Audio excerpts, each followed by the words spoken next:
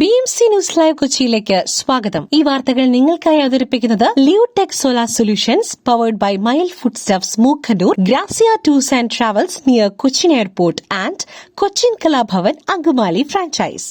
Operation Toofan അങ്കമാലിയിൽ ലഹരി വിരുദ്ധ റാലിയും പൊതുസമ്മേളനവും സംഘടിപ്പിച്ചു. കേരള സർക്കാരിന്റെ ലഹരി വിരുദ്ധ ബോധവൽക്കരണ പദ്ധതിയായ ഓപ്പറേഷൻ തൂഫാന്റെ ഭാഗമായി അങ്കമാലിയിൽ വിപുലമായ ലഹരി വിരുദ്ധ റാലിയും പൊതുസമ്മേളനവും സംഘടിപ്പിച്ചു. മയക്കുമരുന്നിന്റെ ഉൽപാദനം, വിപണനം, ഉപയോഗം എന്നിവ ഇല്ലാതാക്കുക എന്ന ലക്ഷ്യത്തോടെയാണ് പരിപാടി സംഘടിപ്പിച്ചത്. രാവിലെ 9:30 അങ്കമാലി KSRTC സ്റ്റാൻഡിൽ നിന്നും ആരംഭിച്ച ലഹരി വിരുദ്ധ ബോധവൽക്കരണ റാലി നഗരത്തിലെ പ്രധാന വഴികളിലൂടെ സഞ്ചരിച്ച് CSA ഹാളിൽ സമാപിച്ചു.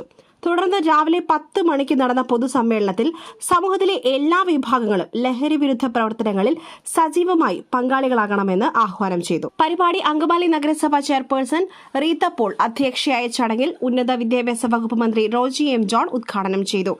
അങ്കമാലി DYSP ബാബുക്കുട്ടൻ, നടൻ ബിബിൻ ജോർജ്, വിവിധ ജനപ്രതിനിധികൾ, നഗരസഭാംഗങ്ങൾ, പോലീസ് ഉദ്യോഗസ്ഥർ, വിവിധ സർക്കാർ വകുപ്പുകളിലെ ഉദ്യോഗസ്ഥർ, വിദ്യാർത്ഥികൾ, അധ്യാപകർ, കുടുംബശ്രീ ആശാപ്രവർത്തകർ, അംഗനവാടി ജീവനക്കാർ, ഹരിതകർമ്മസേന അംഗങ്ങൾ, സന്നദ്ധ സംഘടനാ പ്രവർത്തകർ, പൊതുജനങ്ങൾ എന്നിവർ പരിപാടിയിൽ പങ്കെടുത്തു. പരിപാടിയുടെ മുന്നോടിയായി ആലുവ സബ് ഡിവിഷൻ ലഹരി ഉപയോഗവും വിതരണവും തടയുവാൻ സർക്കാർ സംവിധാനങ്ങൾക്കൊപ്പം ജനങ്ങളും യുവജനങ്ങളും കൈകോർക്കേണ്ടത് കാലഘട്ടത്തിന്റെ ആവശ്യകതയാണെന്ന് ഉദ്ഘാടന പ്രസംഗത്തിലും ആശംസാ പ്രസംഗങ്ങളിലും പങ്കെടുത്തവർ ചൂണ്ടിക്കാട്ടി.